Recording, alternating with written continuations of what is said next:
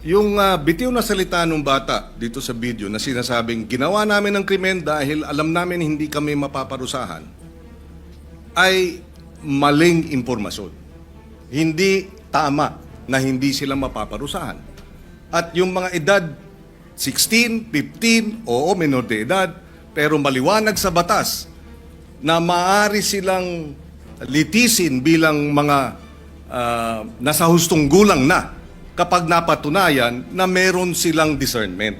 At ang katunayan niyan, yung magwad killings, dahil sila ay menor de edad nung naganap, pero sila ay 16 at 17, sila ay nilitis bilang mga nasa hustong gulang at sila ay nakakulong ngayon. In other words, hindi tama yung sinasabi na dahil menor de edad, hindi pwedeng parusahan. Dahil yung dalawang involved sa magwad killings, pinarusahan. Nakakulong ngayon. Sa ating kasalukuyang batas po, ang mga 15 anyos pababa ay exempted sa kriminal na pananagutan at sasailalim sa mga intervention program ng pamahalaan. Samantalang may edad na higit sa 15 taon gulang, ngunit hindi lalampas ng 18 taong gulang, ay hindi rin pananagutin. Maliban na lamang kung siya ay kumilos ng may sapat na pag-unawa o discernment. Batid ko din po na naglabas na ang ating kataas-taasang hukuman ng mga panuntunan sa pagdetermina kung ang child in conflict with the law ay umakto ng may discernment. Ayon po sa Supreme Court, ang discernment ay tumutukoy sa kakayahan ng isang bata sa oras ng pagkakasala na maunawaan ang pagkakaiba ng tama at mali. Kasama rin dito ang kakayahan ng minor de edad na malaman ang kahinatnan ng pagkakasala. Nakasaad din po sa Juvenile Justice and Welfare Act ang mga batang may edad higit sa 12 hanggang 15 taong gulang na mapatunayang nagsagawa ng mga seryosong paglabag sa batas ay ituturing lamang na neglected child at ipapasok sa pasilidad ng Intensive Juvenile Intervention and Support Center o tinatawag na Bahay Pag-asa. Ginoong Tagapangulo, saganang akin lamang po naman, baka po napapanahon na upang muli nating bisitahin ang mga umiiral na batas tungkol po sa kriminal na pananagutan ng mga kabataan. Baka po ito ang panahon na upang magkaroon ng mas naaangkop na kahinatnan o consequences ang kanilang mga aksyon sa pamamagitan ng sistema ng hustisya sa ating lipunan. Batid ko po na iba't iba ang magiging reaksyon dito. Subalit sa tingin ko ay kailangan na nating suriin ang pagbababa ng edad ng kriminal sa pananagutan hanggang 10 taong gulang po. Pagdating sa karumal-dumal na krimen. Inuulit ko po, kasi marami po akong nabasa, marami pong nagsalita, marami pong nagkwento, na lahat daw po ay in general, gusto ko daw po makulong ng mga bata. Hindi po. Alam niyo po mga kababayan, kung meron pong isang nakakaintindi patungkol sa criminal mind, wala na po sigurong gagaling pa sa akin dito dahil ex-convict ako Hindi ko po yung pinagyayabang. Pero ito pong sinasabi ko ay karanasan ko. Hindi ko po ito nabasa sa libro, hindi ko po ito natutuhan sa teacher, hindi ko po ito na kausap lang ang isang tao o 2 tao, 3 tao. Ako po ay nakulong mismo sa populasyon ng bilangguan. Marami din pong nakulong dyan, pero hindi naman nakulong sa bilangguan talaga, nakasama ka sa populasyon. Ikaw mismo ang nandun, nakikita mo yung mga tao, 24 hours, 7 days a week, kasama mo ang mga bilanggo.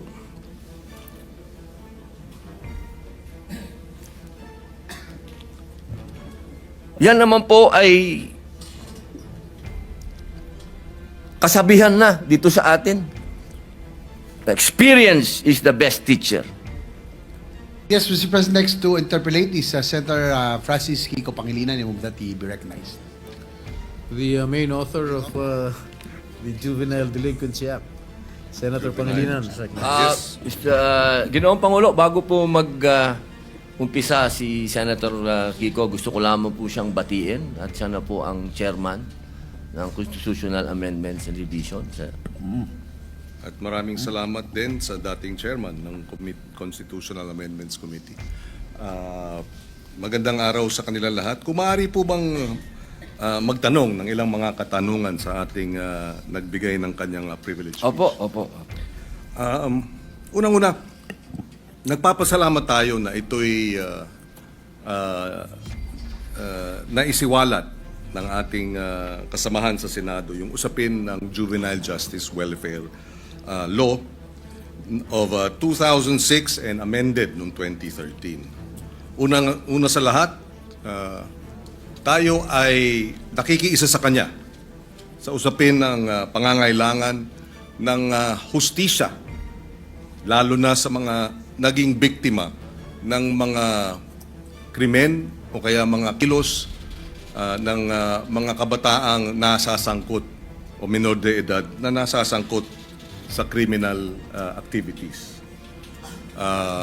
Tama lang na dapat ang mga nagkasala ay nananagot. At marahil ay maraming kinakailangan ding liwanagin o linawin sa usapin nung ano nga ba ang tunay na mga probisyon o tunay na mga posibleng mga pag-implementa ng batas at ikumpara ito dun sa mga hindi tama o kaya disinformation. Unang-una sa lahat, hindi po tama at hindi ito naaayon sa batas na walang pananagutan ang kabataan na nagkakasala. Number 1. Number 2, hindi rin tama na ang nagkasala sa batas na menor de edad ay dapat pakawalan. Number 3, hindi rin tama na kapag ikaw ay below 15 at up to 9 years old at ikaw ay nagkasala, ay dapat kang pakawalan. Maliwanag, noong 2006 na ipasa yung batas, nakita ang ilang mga naging problema sa implementasyon ng batas. Kaya noong 2013, ito ay inamendahan under the chairmanship then of now Senate President Chis Escudero. He was the chairperson of the Senate Committee on Justice. Ngayon, siguro isang tanong. Ang unang tanong, maaari bang masabi na oo, may kakulangan ng batas, ngunit mas marami ang kakulangan sa implementasyon kaysa sa batas mismo?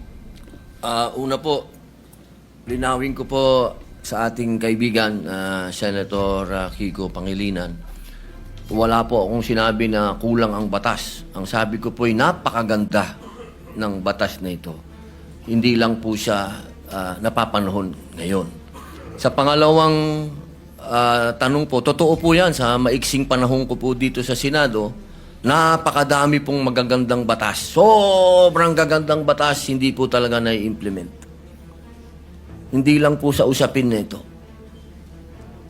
Usapin lang ng agrikultura, number 1 na yun. Public information, number 2 na yun. Pero ito pong tanong niyo po, totoo po yan. Implementasyon ang kulang. Pero alam niyo naman po sa buhay ng... Ito lang po, opinion ko lang po ito, no? Dahil ako po ay hindi ko naman po itinatago na tayo po'y galing dyan sa ganyang klaseng buhay. Yung mga ganito po kasi, alam nyo, minsan iisipin natin ang mga kriminal bobo, kriminal tanga, kriminal lang isip.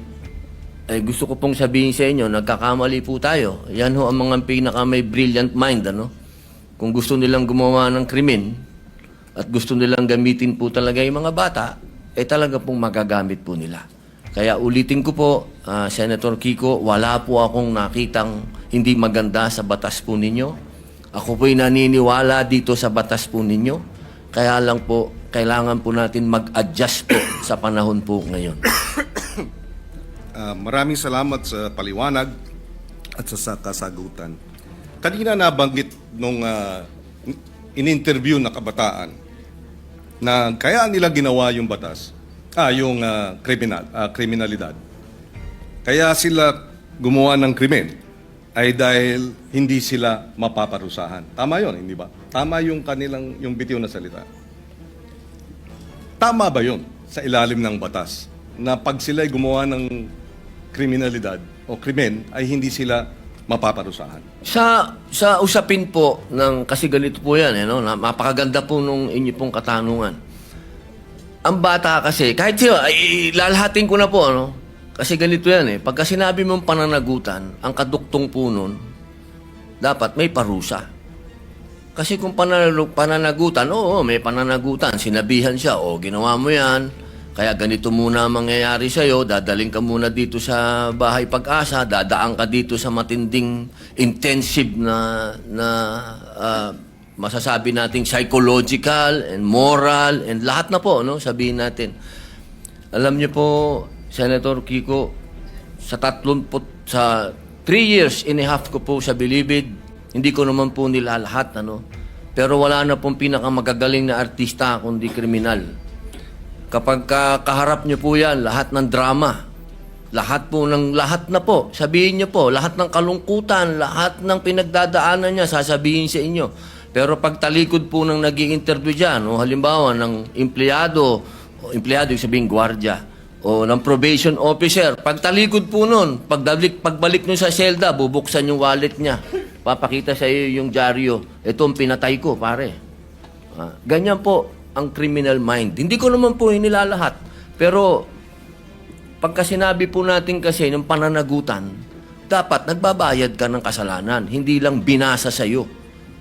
Hindi yung parang gumawa ka ng isang karumal-dumal na krimen, ito po nakita ko po ito dahil ako po ay kagyat na pumunta sa Camarines Norte nung ni-rape nila yung batang, ano po ito Senator Kiko magkakaibigan po ito.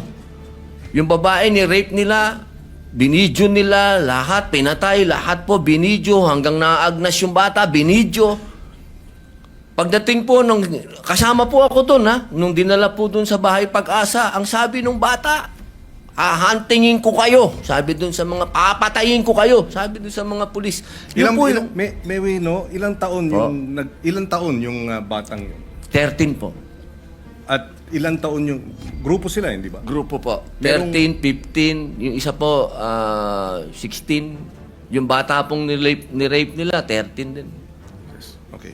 Kaya ako tinatanong yun, dahil yung bitiw na salita ng bata dito sa video na sinasabing ginawa namin ng krimen dahil alam namin hindi kami mapaparusahan, ay maling impormasyon. Hindi tama na hindi sila mapaparusahan.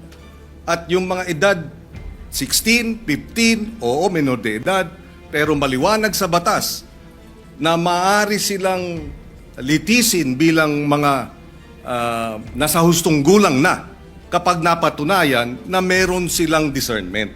At ang katunayan niyan, yung magwad killings, dahil sila ay menor de edad nung naganap, pero sila ay 16 at 17, sila ay nilitis bilang mga nasa hustong gulang at sila ay nakakulong ngayon.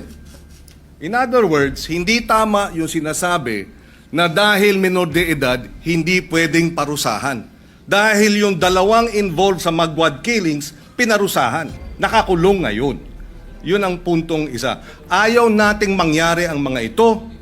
Dapat lang mabigyan ng hustisya ang mga biktima ng karumal-dumal na krimen na galing sa menor de edad. Subalit hindi tama pag sinabing kapag menor de edad dapat pakawalan, number 1, dahil pag pinakawalan yan, labag sa batas yan, at dapat parusahan yung mga nagpapakawala ng mga menor de edad na nagkasala. Yan ang batas. Iba ang batas, iba naman ang implementasyon. Yung nagsasabi namang pinakikita yung birth certificate, may pananagutan din ang mga magulang sa ilalim ng batas. At yung mga nagsasabing ginagamit ng mga bata, may pananagutan din sa nasabing batas. In fact, ang parusa dun sa mga gumagamit ay yung maximum na maaaring maging parusa dun sa krimen na isinagawa ng mga bata at ginamit ng mga sindikato. Ito'y madaling sabihin, parusahan yung bata, ginagamit ng mga sindikato. Bakit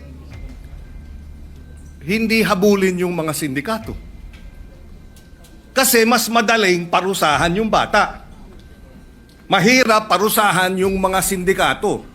Dahil yun, makapangyarihan. Yung bata, vulnerable. Ginamit na ng mga sindikato, exploited na, biktima na, dahil ginagamit at kinakasangkapan, at mabibiktima ulit ng Estado dahil kailangan silang parusahan at ikulong. Kaya, kinakailangan marahil ay balansehin natin. Sa usapin ng unang-una, yun nga ba talaga ang sinasabi ng batas? Allow me to read some of the provisions. Parents shall be liable for damages unless they prove to the satisfaction of the court that they were exercising reasonable supervision over the child. Ibig sabihin, may pananagutan ang mga bata, ang mga magulang. Meron ding maliwanag na usapin. Pananagutan ng mga gumagamit sa bata, Section 20C. Any person who in the commission of a crime makes use, takes advantage of, or profits from the use of children, including any person who abuses his authority over the child, shall be or instigate the commission of the crime, shall be imposed the penalty prescribed by law for the crime committed in its maximum period. So kung ginamit sa droga, maximum sentensya sa usapin ng illegal na droga ang ipapataw dun sa mga magulang o sa mga adults, sa mga sindikato na gumagamit sa mga bata. Again, ihiwalay natin yung implementasyon ng batas. Kung mayroong mga kakulungan, dapat managot sila. Pero iba naman ang batas mismo. Opo, katulad po ng sinabi ko kanina, wala po akong nakitang hindi maganda po sa batas po na ginawa po ninyo. Sa umpisa pa lang po ng aking talumpati, ay yan na po kagad. Sinabi ko po ay napakaganda. Yun lamang po sa usapin, doon lamang po sa edad. At yun po talaga ang aming intensyon na bumaba po ito. Dahil sa nakita naman po natin, talagang yung mga nakakagawa po ng krimen ngayon ay nasa ganung edad na po. Huwag niyo pong isipin na ang aking amenda ay para guluhin o sirain ang honor ng batas po na yan. Hindi po. Ako po ay isang ayon dyan. Yung lamang pong provision na yun.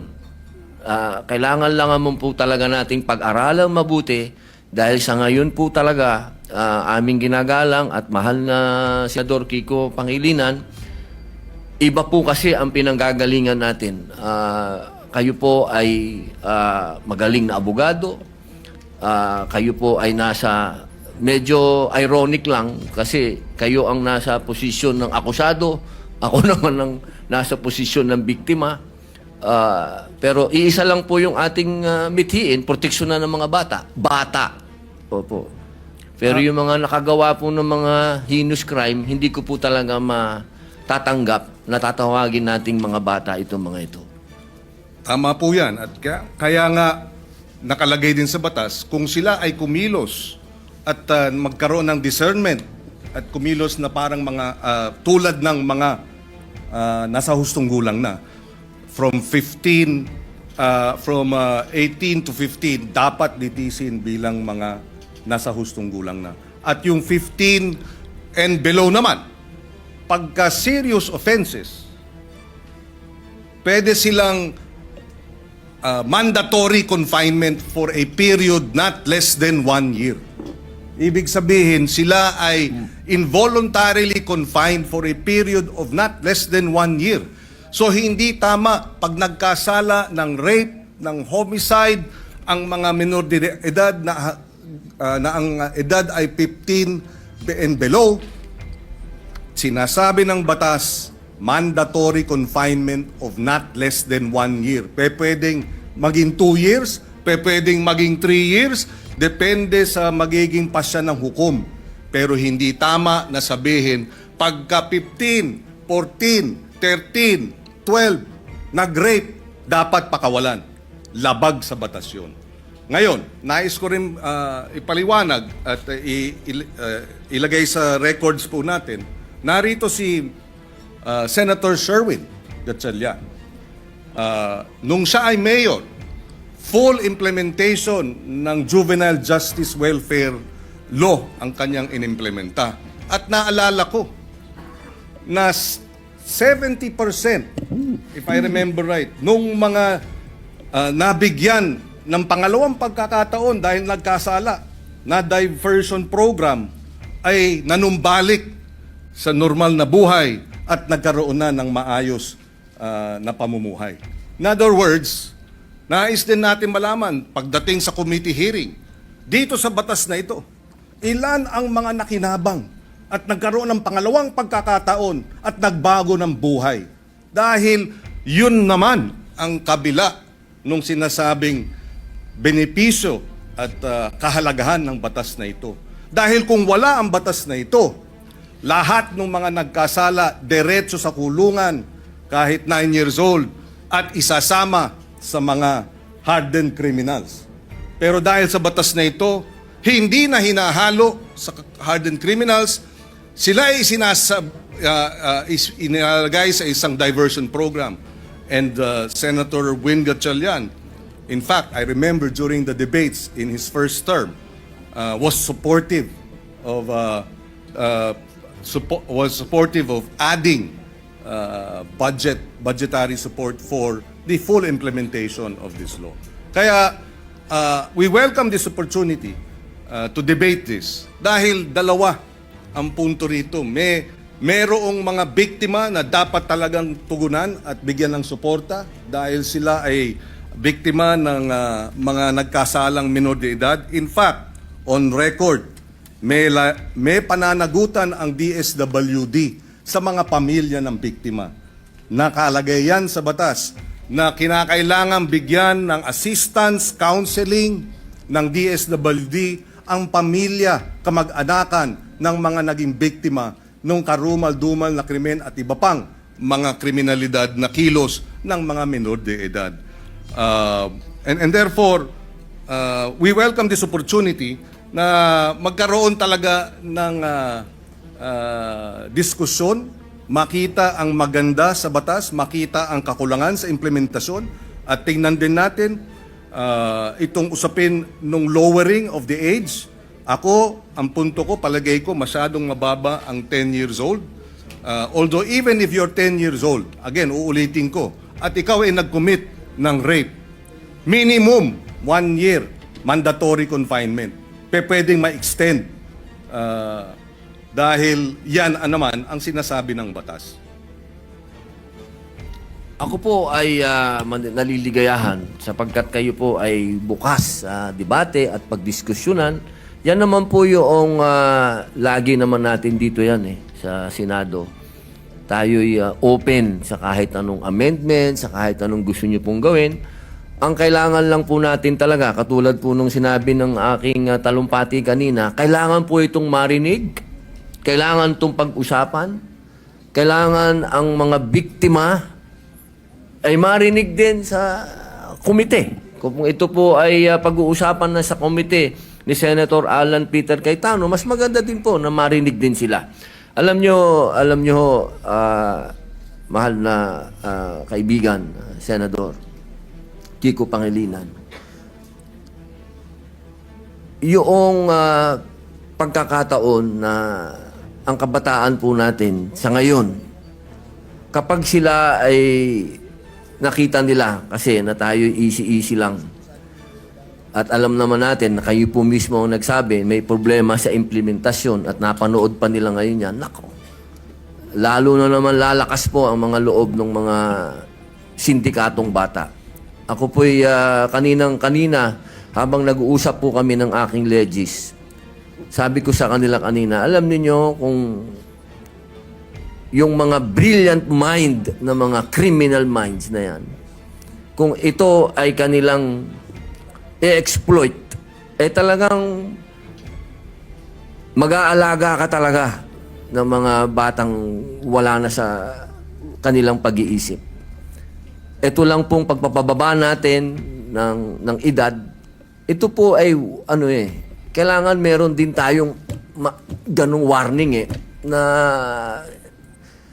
sana po buksan din po natin ang isip natin sa usapin ng kailangan na. Hindi po wala kang kailanman nasasabihin sa inyong ako'y kontra sa mga bata o hindi. Doon lang ako sa karumal-dumal, doon lang ako sa hinus. Doon lang ako sa hindi masikmura. Ako na to, ako na po ito. Hindi ko masikmura. Si Robin na po ako, Nakita ko na ang worst of the worst. Sabihin nyo na. Pero ako hindi ko masikmura.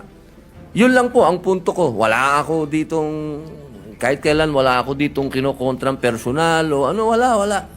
Ako kung ano lang ang nasa kalsada, kung ano lang ang nasa 8% ng ating mga taong bayan, kung ano ang nararanasan ng mga naghihikahos sa mga lugar na ang kahirapan po talaga at ang mga kalukuhan at ang mga nandyan na ho talaga. Ito po inilalatag ko sa inyo. Ako na po yung boses niyan. Kahit po sa sinasabi natin, makukulong yan, madadala doon. Alam nyo, ang isa ho dapat natin pinag-uusapan kung magkakaroon tayo talaga ng youth detention center. Kasi ako po talaga, patawarin nyo po ako, itong mga gumagawa ng ganitong kasalanan, hindi po yan pwedeng hindi mangulungan. At sinasabi nyo po, nandyan sa batas nyo yan, naniniwala po ako na dapat silang mangulungan talaga. Ang problema, hindi po nangyayari. Hindi po talaga.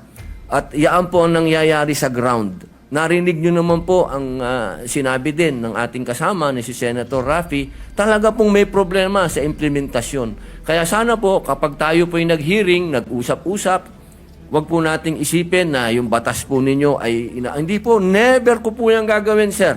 Never.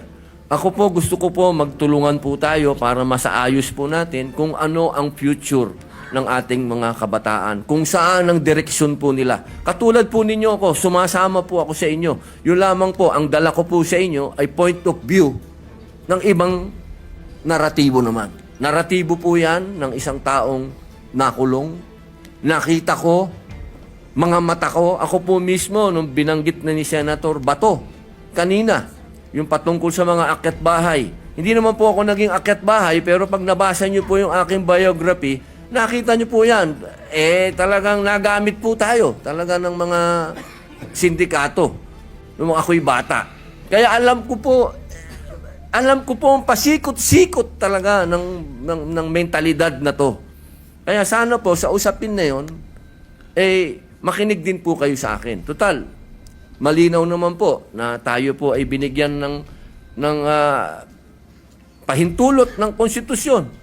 Ang sabi, hindi naman lahat pwede kayo abogado dyan. May iba't iba kayong pwedeng magsasaka, pwedeng artista, pwedeng ex-convict. Dahil naniniwala ang saligang batas na lahat po tayo ay may mako-contribute dito.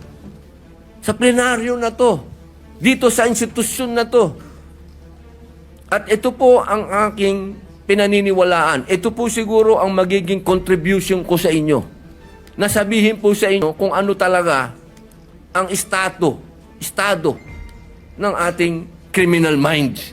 Kasi talaga po yan, talaga po Wala na po tayong magagawa. Tanggapin na natin na nandito yan at paano natin naharapin. Sabi nga po, oo, pwedeng maging deterrent, pwedeng hindi. Ang kailangan lang po talaga ay malinawan natin na may parusa. At sabi naman nyo, sa batas ninyo, malinaw ang parusa. Ang problema po, hindi yan ang nangyayari sa ground. Kaya kailangan po talaga nating revisahin. Kailangan po natin talagang pag-usapan. Kailangan po nating upuan. Kailangan natin itong pag-usapan ngayon na. Huwag nating i-delay. Ang hinihiling po natin, mag-hearing na.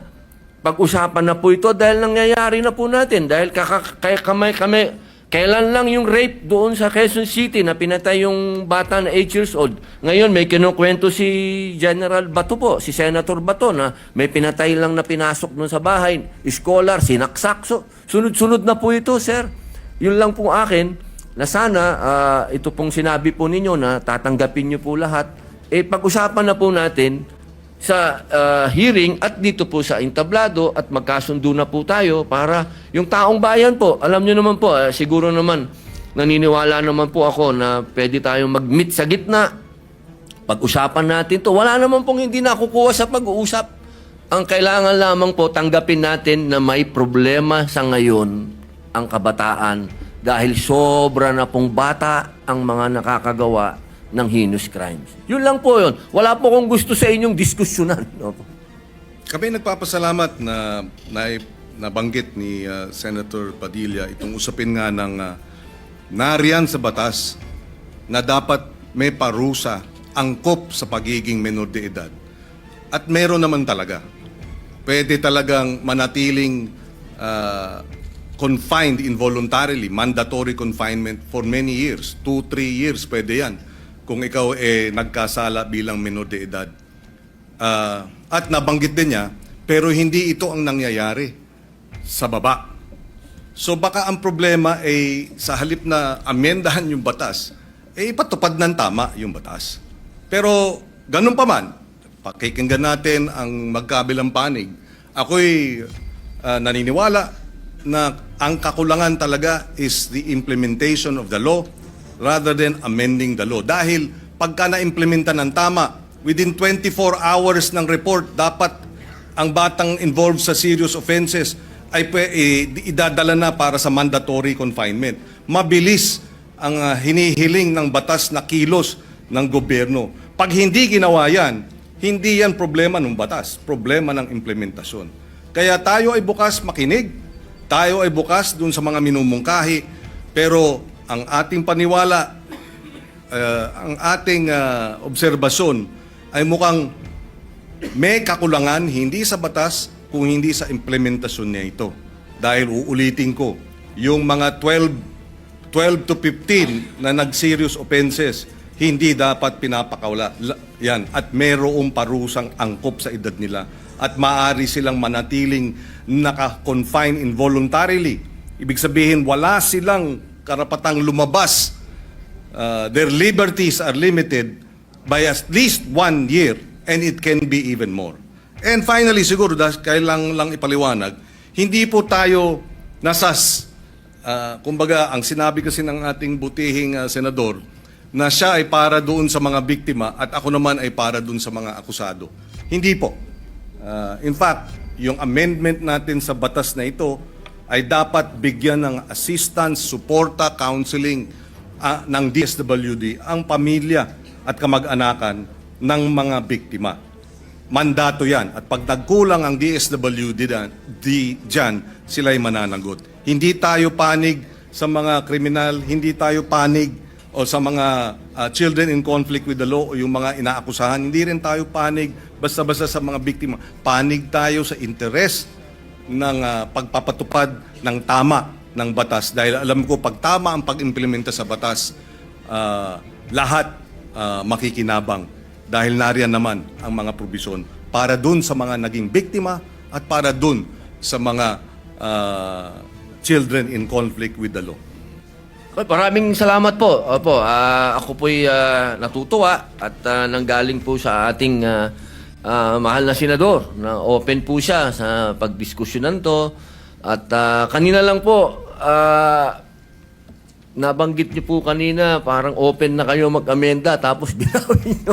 Doon lang po ako naguluhan. Pero sana po, pag-usapan na lang po natin. Maraming salamat po sa inyo. Thank you, Senator Pangilinan.